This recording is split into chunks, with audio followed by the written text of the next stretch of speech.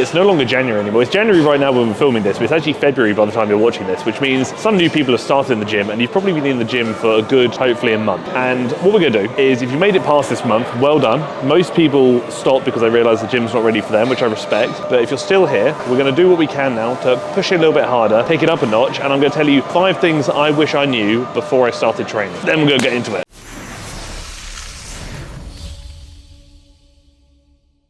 The first point, which probably applies to most people watching this, not just the newcomers, is that you do not need to spend that long in the gym. Oftentimes when I speak to individuals, they say, oh, I don't have time to go to the gym because it's going to take 2 or 3 hours out of my day, when in reality, it shouldn't. Realistically, regardless of what your goals are, you can probably complete your session effectively, if you really wanted to, within 45 minutes. I say the kind of like golden zone for most people, depending on what you're trying to achieve, obviously, is going to be anywhere from about 45 minutes to about 1 hour and 15. Be that wanting to lose weight, build muscle, get stronger, whatever it may be, you can probably do that within an hour if you actually train properly. The big thing there that stops people from being able to do it within an hour is they do too much volume. You do not need to train that long. You do not need to do too much volume. Quite frankly, you need to train effectively, which shouldn't take you long at all. Bonus tip for you there, track your rest times. Although I'm not saying you should limit yourself and essentially try and cram in as much as possible, I actually want you to make sure you're resting long enough. We typically want to look for about 2 to 5 minutes rest between sets, depending on what you're trying to achieve. But what I like to do is ensure I am tracking those rest periods. So firstly, I know that I'm not being a sausage with my rest periods and not rushing them.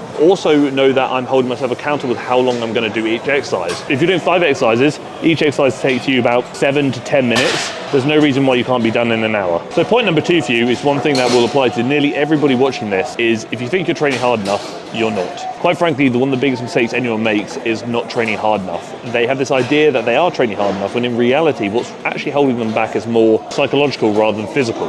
What I mean by that is the mind is probably going to give out before the body. And when we're looking at progression, be that through fat loss, be that through muscle gain, whatever it may be, arguably the most important factor there is going to be intensity, so how hard you are training. So you could do the most amazing workout plan, the most amazing split, whatever it may be, but if you're not doing it with sufficient intensity, so not training hard enough, you're not going to see the results you're hoping for, and quite frankly, you might be wasting your time. Third point, quite a big one for everybody in this day and age, is don't overcomplicate things. Ultimately, if you want to build muscle, for example, from a dietary perspective, probably need to eat more protein. Whether you gain or lose weight is going to be dictated by the amount of food you're eating. So quite simply, eat more protein than eat either more or less calories depending on what you're trying to achieve. When it comes to training, through like an exercise selection standpoint, don't overcomplicate things. You do not need to stress about over-optimizing every movement to hit each muscle fiber from the perfect angle. Sure, that's something I like the idea of, I like the science behind it, that's very cool, I like to apply it to myself as well, but when you're early on in your training career or journey, whatever you want to call it, it's probably not something you need to be massively concerned about. You probably should place that emphasis elsewhere and potentially not use optimization as an excuse not to train hard enough, because oftentimes I do see people choosing the most optimal movement patterns, but they still don't train hard enough, which means results are still going to be limited. So keep it simple. Doesn't necessarily mean it's going to be easy, but it can be very simple. When you're getting started, all you really need to worry about is going to be training hard, training consistently, and eating correctly for what you're trying to achieve. You can build on that after you've got that foundation in place, but nail those 3 points first. Tip number 4, if you aren't sure, ask for help. Oftentimes when you're wandering around the gym, there's either going to be an individual who will be happy to help you or a staff member available. If you aren't sure about what you're doing, just ask somebody. Quite intimidating, I get that, but more often than not, most of the people in the gym actually really appreciate the fact that you care enough to ask for advice. And quite frankly, most people are actually not awful. Some of them are actually probably more tolerable than I am. And if that's something you don't feel particularly comfortable doing, that's absolutely fine, I fully respect it, but that's why social media is such a powerful thing. If you have any questions, just drop me a message on Instagram, something along those lines. I'm more than happy to help. And better yet, if you really aren't sure and want more guidance to make sure you're doing things properly, tfnl Coach is a great investment, and it's always a link down below in the description. So the final point, something that applies to everybody, is oftentimes when we're in the gym environment, we often feel like people are judging us, and we feel quite wary about trying things or doing things in case there is judgment occurring. Take it from experience, and somebody who spends a lot of time in the gym, quite frankly, nobody cares.